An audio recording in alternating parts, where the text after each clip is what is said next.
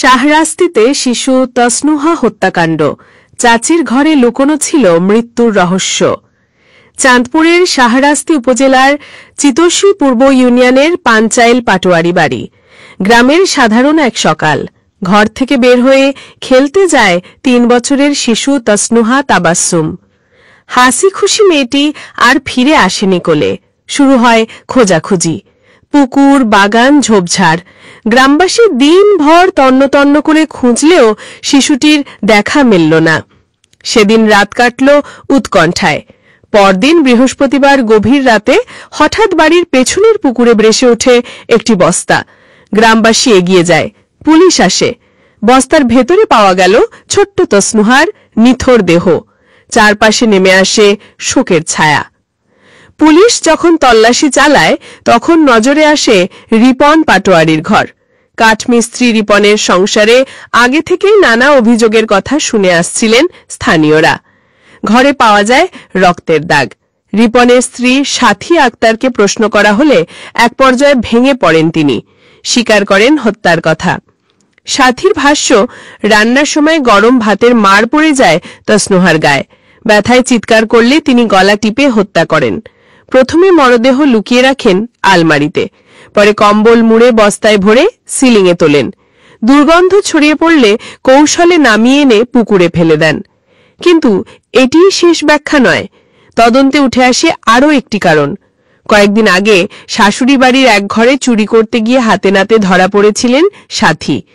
সেই অপমানের ক্ষোভও এই হত্যার পেছনে কাজ করেছে। রিপন সাথীর সংসারে রয়েছে 2টি ছেলে সন্তান। একজনের বয়স 6 বছর, অন্যজনের মাত্র 2। অথচ তাদের মায়ের হাতেই প্রাণ গেল প্রতিবেশীর 3 বছরের শিশুর। এলাকা জুড়ে আগে থেকেই সাথীর বিরুদ্ধে চুরির অভিযোগ থাকলেও এবার সবাই স্তব্ধ হয়ে গেছে তার নৃশংসতায়। শিশুটির দাদা ইসহাক পাটোয়ারি ভাঙা কণ্ঠে বলে, আমরা সুস্থ বিচার চাই। যে আর না 3টে মারছি, 4 হাসি চাই। তার সুস্থ বিচার চাই। আদালতে দেখুন আর নাতিনের বিচার করে। আর নাতিনদের হাত দিচ্ছি, গলা হাত দিয়ে পাচ্ছি। আমি হেতির হাসির গলা, হাসির রশিদের গলা চাই। তবে স্থানীয় ইউপি সদস্য আমিনুল ইসলাম বলেন, মতো সালের এত খারাপ অবস্থা নাই। পরে দিয়ে আমি আরো ভালো করে দেখলাম।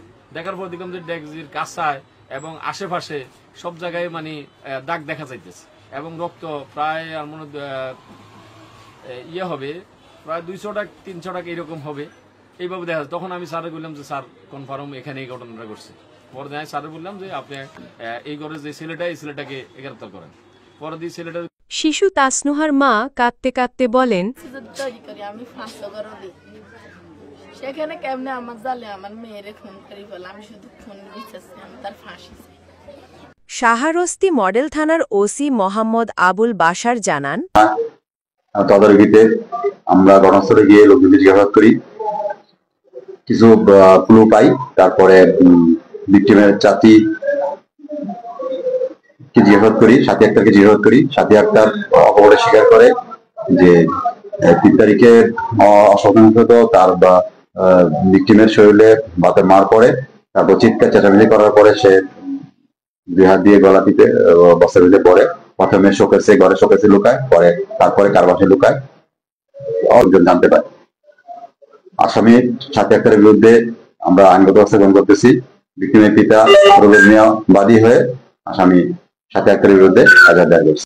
একটি শিশুর অকাল মৃত্যু শুধু একটি পরিবারের ট্র্যাজেডি নয়, পুরো সমাজের জন্য এক অন্ধকার বার্তা।